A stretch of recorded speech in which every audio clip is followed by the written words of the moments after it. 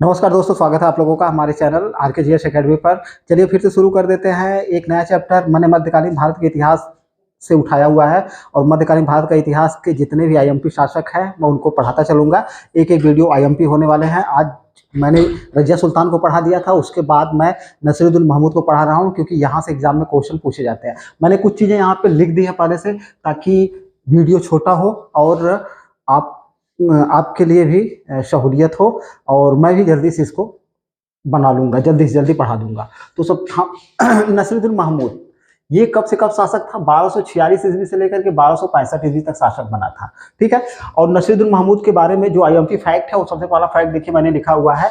नसीरुद्दीन महमूद इल्तुतमिश का पौत्र था। तो अगर पूछता है कि नसीरुद्दीन महमूद का इल्तुतमिश से क्या संबंध था तो हमारा ऑप्शन जाएगा ये उसका पौत्र था, पुत्र नहीं पौत्र था। ठीक है। और दूसरी चीजें, यह शमसी वंश का पांचवा, इल्तुतमिश शमसी वंश से संबंधित था, इसलिए यह शमसी वंश का कौन सा किस नंबर पे आता था? 5वें नंबर पे आता था। शमसी वंश का पांचवा और अंतिम, यानी कि कुल दिल्ली सल्तनत के इतिहास में कुल 5 ऐसे शासकों ने शासन किया जो कि शमसी वंश से संबंधित थे।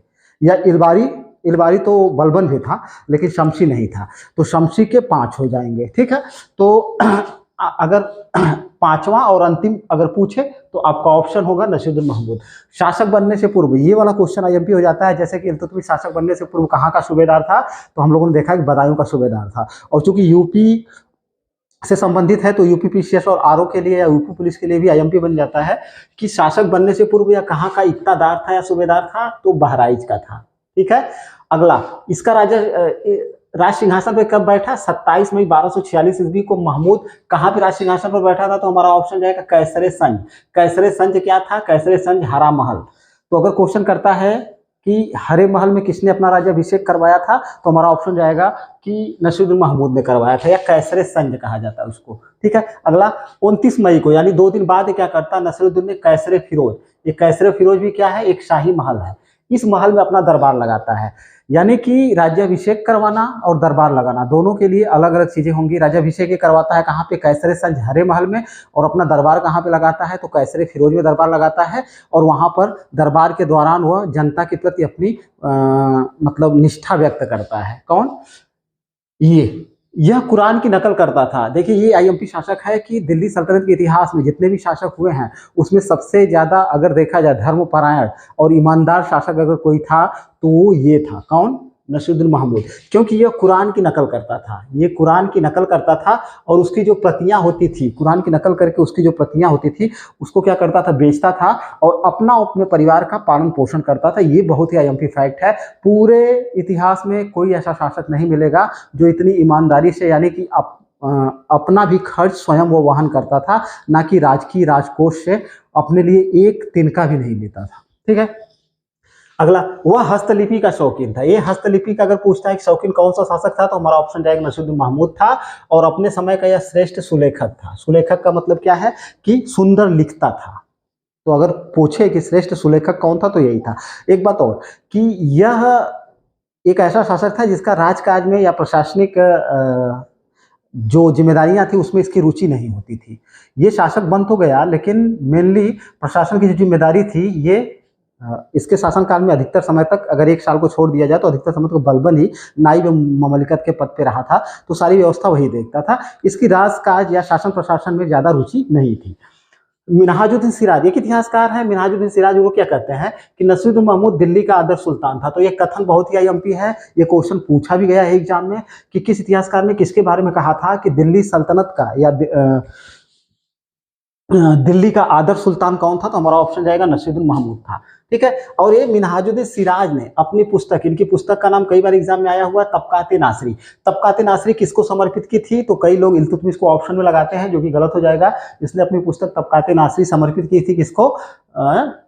नसीरुद्दीन महमूद को समर्पित की थी। अगला, इसके समय सिराज, ये जो मिनहाजुद्दीन सिराज था ये दिल्ली का काजी था, दिल्ली के मुख्य काजी के पद पर था। किसके शासनकाल में? ये जो इतिहासकार मिनहाजुद्दीन सिराज है नसीरुद्दीन महमूद के शासनकाल में दिल्ली का मुख्य काजी था, दिल्ली का मुख्य न्यायाधीश था। ठीक है।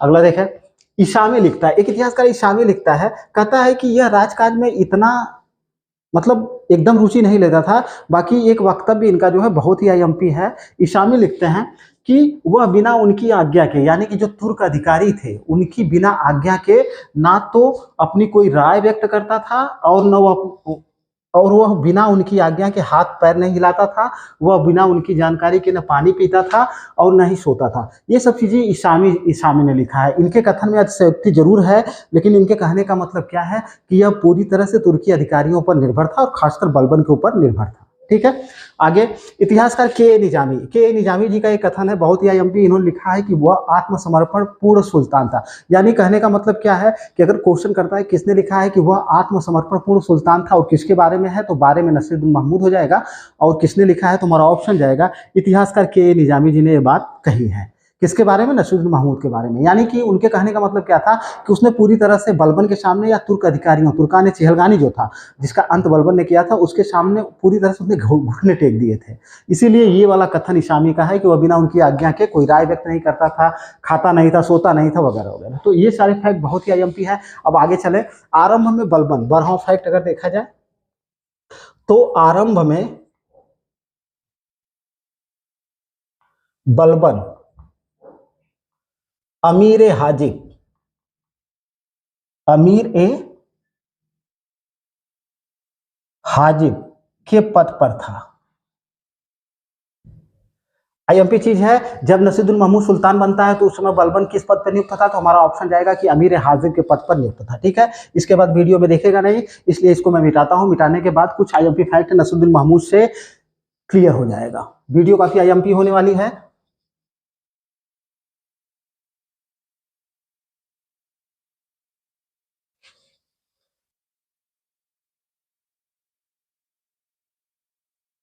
चलिए इसके बाद की कहानी को देखते हैं कि अगर क्वेश्चन करे कि जिस समय नसीरुद्दीन महमूद शासक बना था उस समय बलबन किस पद पर था या कहाँ किस पद पे कार्य कर रहा था, तो हमारा ऑप्शन जाएगा अमीर हाजिब के पद पर कार्य कर रहा था। ठीक है, फिर होता क्या है, अगर इसके बाद का फैक्ट देखें तो पहला इसको मान लेते हैं कि नसरुद्दीन ने क्या कर दिया, नसरुद्दीन महमूद ने 1249 ईस्वी, आईएमपी है, 1249 ईस्वी में बलबन से नहीं, बलबन ने 49 ईस्वी में, सॉरी यार, बलबन ने होगा, बलबन ने 1249 ईस्वी में अपनी पुत्री का विवाह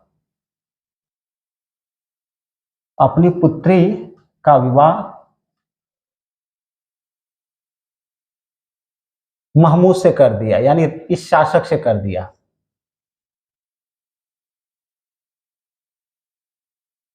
ठीक है, यानी कि बाद में चल करके बलबन अपनी पुत्री का विवाह नसीरुद्दीन महमूद से कर देता है। तो Nasiruddin Mahmud easy to moderate आते हैं। नसीरुद्दीन महमूद और बलबन के बीच में क्या संबंध बनता है? दामाद और जामाता का। तो ये इसका दामाद था। ठीक है, दो शासक नसीरुद्दीन महमूद बलबन का दामाद था। दूसरा, जब बलबन को ये दामाद बना लेता है, बलबन इसको अपना दामाद बना लेता है, अपनी पुत्री का विवाह कर देता है, तब नसीरुद्दीन महमूद क्या करता है, इसको नाइब ममालिकात, जिस पद का सृजन बहराम शाह के शासनकाल में हुआ था, वो पद इसको प्रदान कर देता है। यानी शासन के सारे दायित्व तो इसी को सौंप देता है। महमूद ने बलबन को नाइब ए ममालिकात का पद प्रदान किया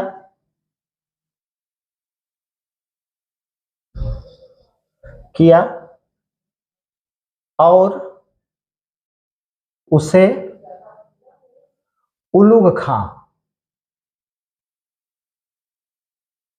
की उपाधि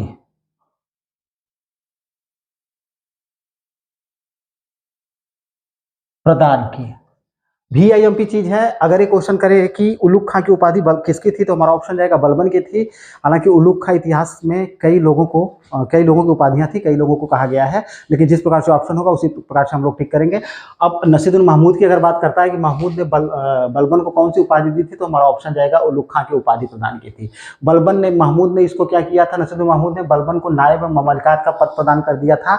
यानी कहने का मतलब क्या है, कानूनी रूप से इसने प्रशासन की सारी जिम्मेदारी, इस पद का सृजन बहराम शाह के शासनकाल में हुआ था, तो सारी जिम्मेदारी इसको सौंप देता है। किसको सौंप देता है? बलबन को सौंप देता है। और इसके बाद से ही बलबन का उत्कर्ष होता है, इसी नसीरुद्दीन महमूद के इसी शासनकाल के दौरान, इसी समय जब उसको नायब मुमलकात का पद प्रदान कर दिया जाता है। तो बलबन अब क्या करता है, अपने जो सगे संबंधी होते हैं उनको उच्च पदों पर आसीन करता है, जो तुर्की वर्ग से संबंधित थे। तो उसमें से एक दो नियुक्तियां बहुत ही IMP हैं, किनको किस पद पे नियुक्त करता है। तो पहला तीसरा फैक्ट में अगर देखा जाए तो बलबन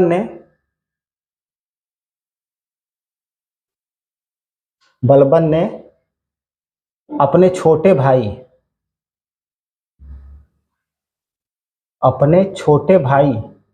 किसलू खां को अमीर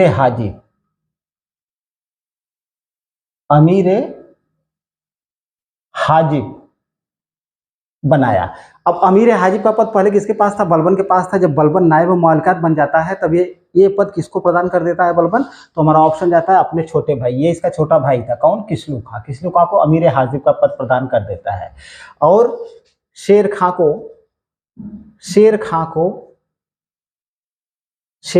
को लाहौर और भटिंडा का सूबेदार, लाहौर प्लस भटिंडा का सूबेदार बनाता है। ठीक है। अब भटिंडा और लाहौर का सूबेदार किसको नियुक्त करता है बलबन? तो हमारा ऑप्शन जाएगा शेर खां को नियुक्त करता है। इसके बाद पांचवा देखें, अबू बक्र भी बलबन का एक बड़ा समर्थक था और उस समय वो वजीर के पद पर था, इसलिए अबू बक्र को वजीर के पद पर बना रहने दिया जाता है। अबू बक्र वजीर के पद पर बना रहा, वजीर के पद पर बना रहा। अब देखिए इसके बाद कहानी कुछ बदल जाती है। जब बलबन को नायब मुमलकात प्रदान कर दिया जाता है और नायब मुमलकात का पद प्राप्त होने के बाद बलबन शक्तिशाली हो जाता है और अपने सगे संबंधियों को ऊंचे ऊंचे पदों पर नियुक्त करना शुरू कर देता है। तो इससे तुर्की अधिकारी जो होते हैं, तुर्की अधिकारियों का एक वर्ग होता है, इसके विरोध में आ जाता है, इसका विरोध करना शुरू कर देते हैं। और उन विरोधियों में कौन कौन से मेन थे, तो छठे में इसको देख लेते हैं। बलबन का मुख्य प्रतिद्वंदी, बलबन का मुख्य विरोधी बिहार का सूबेदार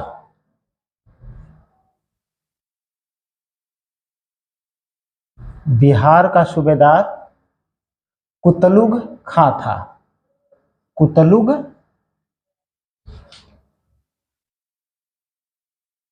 था। सबसे पहले यही इसका मेन रूप से विरोध किया था बलबन का। और ये बिहार का सूबेदार था। कुतलुग खां कहाँ का सूबेदार था? बिहार का सूबेदार था। और ये तुर्कान चहलगानी का सदस्य था। और तुर्कान के चहलगानी के जितने भी लोग थे, ये जो दले चालीसा कहलाता था, इसमें सबसे वरिष्ठ यही था। सबसे अगर क्वेश्चन करें कि सबसे वरिष्ठ कौन था, तो यही था। तुर्कान चहलगानियों में सबसे वरिष्ठ यही था। कौन? कुतलुग खां था। ये इसका विरोध करता है। और कुतलुग खां का समर्थन भी कुछ तुर्कान चहलगानी के सदस्य करते हैं, जिनमें से सबसे मुख्य जो था, सातवें फैक्ट में देखें,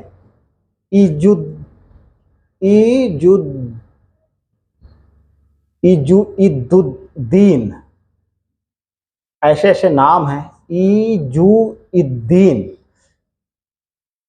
बलबन किसलू खां,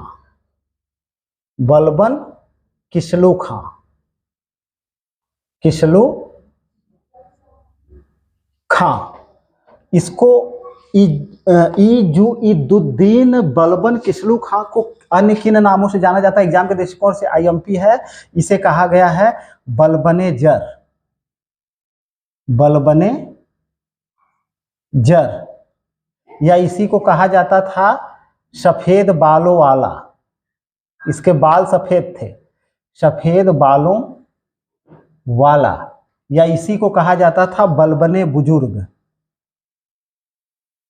बलबने बुजुर्ग। ठीक है, कुतलू खां इसका मेन प्रतिद्वंदी था, तो कुतलू खां का समर्थन कौन किया था? तो हमारा ऑप्शन जाएगा इजुद्दीन बलबन किस्लू खां ने किया था। और इसकी क्या उपाधि थी? इसको बलबने जर कहा जाता था, या इसको बलबने बुजुर्ग कहा जाता था, इसको सफेद बालों वाला भी कहा जाता था। किसको? किस्लू खां को। मार्कर चल नहीं रहा है, थोड़ा सा 1 मिनट।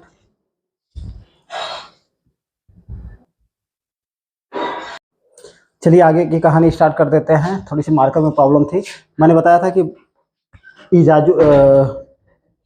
इजुद्दीन बलबन किस्लू खां, जिसे सफेद बालों वाला या बलबने जर या बलबने बुजुर्ग कहा जाता था, इसने कुतलू खां का समर्थन किया था। तो यहाँ से भी क्वेश्चन आते रहते हैं, ये आपको आईएमपी फैक्ट है, ये ध्यान में रखना होगा। फिर इसके बाद भारतीय मुसलमानों का एक दल बन गया था जो बलबन का विरोध कर रहा था। भारतीय मुसलमानों का एक दल, भारतीय मुसलमानों का एक विरोधी दल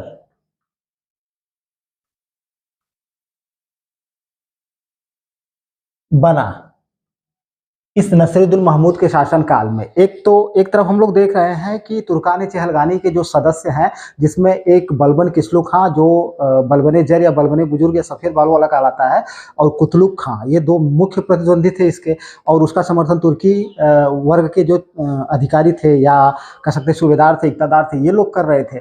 और इसके बाद अब इसका एक और दल, भारतीय मुसलमानों का एक दल था, ये भी बलबन का विरोध करने लगा था। और इस भारतीय मुसलमानों के विरोधी दल का जो मुखिया था, इनका मुखिया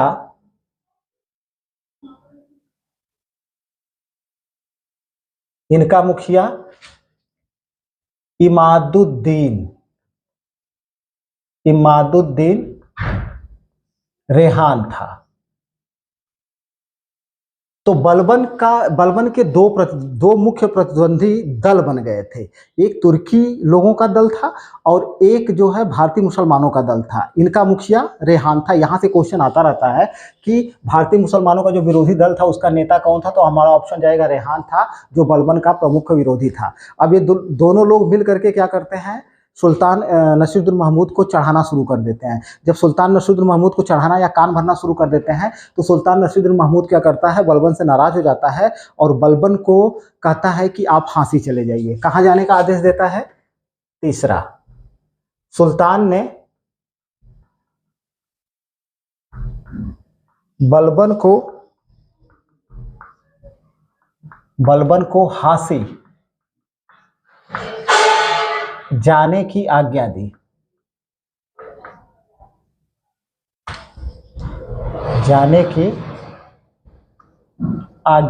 अब अगर यहां से क्वेश्चन करता है कि नसीरुद्दीन महमूद बलबन से नाराज होकर के उसको कहां जाने की आज्ञा प्रदान करता है, तो हमारा ऑप्शन जाएगा कि फांसी जाने की आज्ञा प्रदान करता है। बलबन उसकी आज्ञा का विरोध नहीं करता और चुपचाप शांतिपूर्वक फांसी की ओर प्रस्थान करता है। कहने का मतलब क्या है कि चला जाता है। अब इसके बाद की कहानी यह है कि फिर धीरे धीरे होता क्या है, अब इसके फांसी जाने के बाद ये क्या करता है, नसीरुद्दीन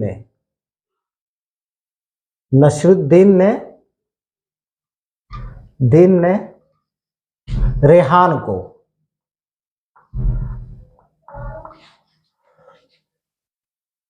वकील दर नियुक्त किया।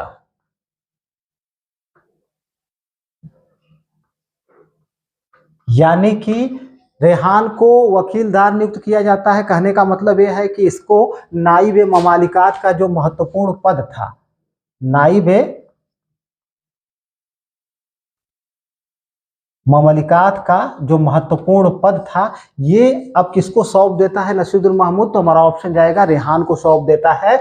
लेकिन रेहान सिर्फ 1 वर्ष तक, 1 वर्ष तक इस पद पर बना रहता है। बाद में जो तुर्कानी चहलगानी के सदस्य जो तुर्की इक़्तिदार थे, प्रांतपति थे, हम कह सकते हैं कि अधिकारी थे, रेहान का विरोध करना शुरू कर देते हैं और फिर से वो बलबन के पक्ष में आ जाते हैं, बलबन का समर्थन करना शुरू कर देते हैं। जैसे ही बलबन को ये सूचना मिलती है, वो जो है अपनी एक सेना के साथ दिल्ली की ओर प्रस्थान करता है। इधर से नसीरुद्दीन महमूद भी दिल्ली की तरफ, मतलब दिल्ली से बाहर निकलता है बलबन का सामना करने के लिए, लेकिन बाद में वह बलबन से युद्ध करने का विचार त्याग देता है, क्योंकि मैंने पहले ही बता रखा है कि वह बहुत धर्मपरायण शांतिप्रिय शासक था, किसी प्रकार के शासन में उसकी रुचि नहीं थी।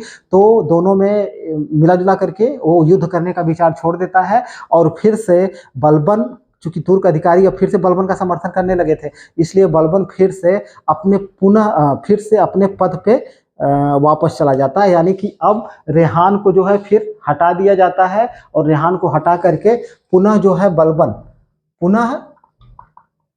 बलबन नाइब बन जाता है। पुनः बलबन क्या बन जाता है? नाइब बन जाता है। तो मिला जुला करके सिर्फ 1 वर्ष तक रेहान क्या था? वकील दर या नाइब मौलिकत के पद पर रहा था। अब जब पुनः बलबन नाइब बन जाता है तो बलबन क्या करता है कि नसरुद्दीन से छत्र प्रयोग करने की आज्ञा मांगता है, जो उसे प्रदान कर दी जाती है। ये वाला फैक्ट आईएमपी है, क्योंकि छत्र, दंड, ये सब राज्य चिन्ह होते थे और ये राजा के विशेषाधिकार माने जाते थे। तो ये बहुत ही आईएमपी फैक्ट हो जाता है कि बलबन ने सुल्तान से छत्र प्रयोग करने की अनुमति मांगी।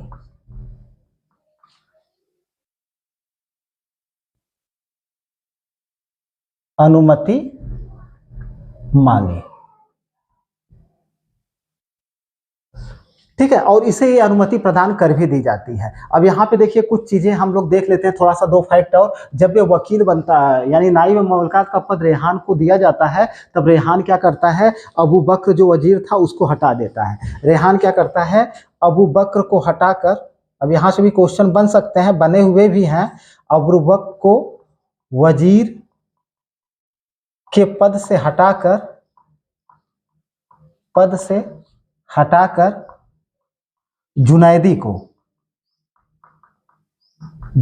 को वजीर बनाता है। ठीक है, और इसके बाद क्या करता है? हमने पीछे देखा हुआ है कि इतिहासकार मिन्हाजुद्दीन सिराज क्या थे? दिल्ली के मुख्य काजी थे, तो उनको काजी के पद से हटा दिया जाता है। मिन्हाज को काजी के पद से हटाकर मिन्हाज को मुख्य काजी के पद से हटाकर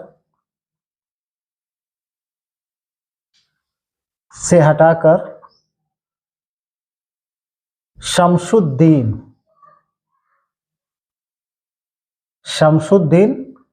को काजी बनाया जाता है, वो दिल्ली का मुख्य काजी नियुक्त कर दिया जाता है। तो क्वेश्चन जैसे करेगा वैसे हमको करना है।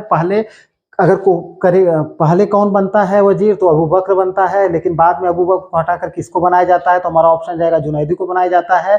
पहले मुख्य काजी के पद पर कौन था? तो हमारा ऑप्शन जाएगा मिन्हाज, जो सिराज इतिहासकार था, लेकिन उसको हटा करके रेहान किसको बनवाता है? तो शमसुद्दीन को बनवाता है। ये सारे चीजें होती रही, लेकिन 1 साल तक होती रही। फिर हम देखते हैं कि बलबन पुनः शासक बन जाता है, बलबन पुनः नाइब बन जाता है नसीरुद्दीन महमूद का। अब इसके बाद बलबन के बारे में हम लोग पढ़ेंगे, तो बलबन के शासनकाल को 2 भागों में विभाजित करके पढ़ा जाता है।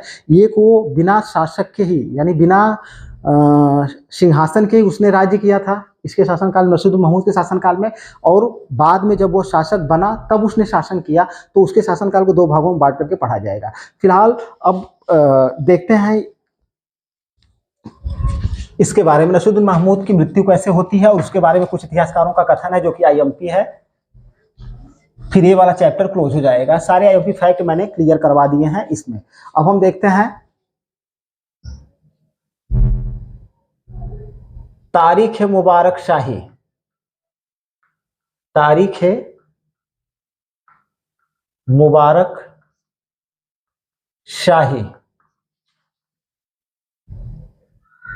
में लिखा गया है कि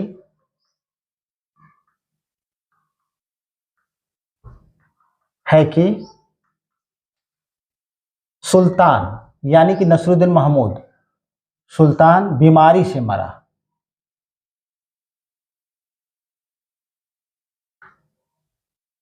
अब आप लोग मुझे कमेंट में करके बताइएगा कि यह तारीख मुबारक शाही किसकी रचना है, किस इतिहासकार की रचना है। तो तारीख मुबारक शाही में क्या लिखा गया है कि सुल्तान बीमारी से मरा था। ठीक है, फिर इसके बाद देखते हैं इशामी, एक इतिहासकार है इशामी।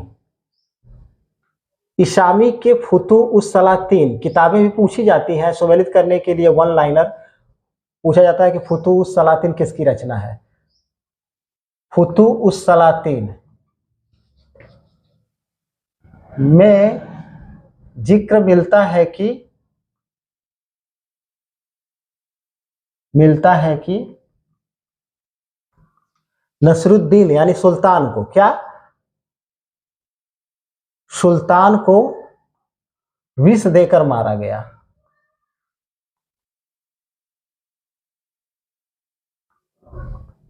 ठीक है, ये चीज हो गई। फिर फरिश्ता, एक इतिहासकार है फरिश्ता। फरिश्ता ने क्या लिखा, फरिश्ता के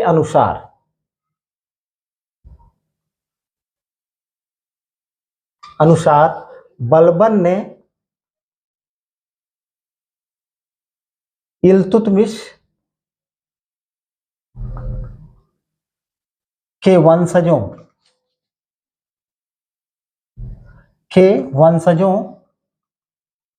का वध करा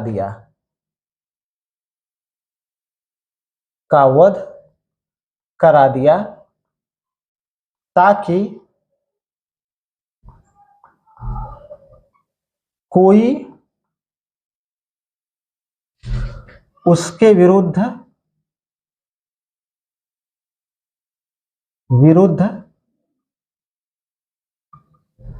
सिंहासन का दावेदार न बन सके।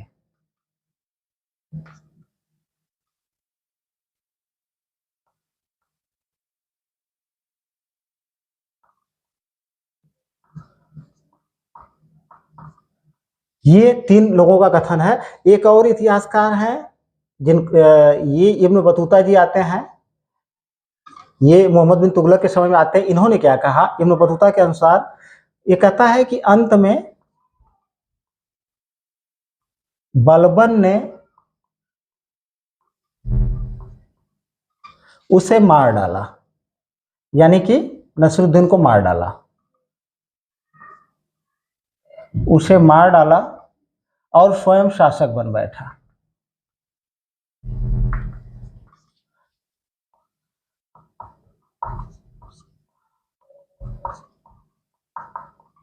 तो ये 4 इतिहासकारों के कथन है, एक इसका है, इनका है, एक इनका है, एक ये है और ये हैं। अब इनको जो है इनके कथनों के साथ सम्मिलित करने के लिए आ सकता है या वन लाइनर क्वेश्चन पूछा जा सकता है। तो सबसे पहले क्या देखते हैं हम, तारीख मुबारक शाही। अब मैंने पूछा है आप लोगों से, आप लोग कमेंट करके बताइएगा तारीख मुबारक शाही किसकी रचना है।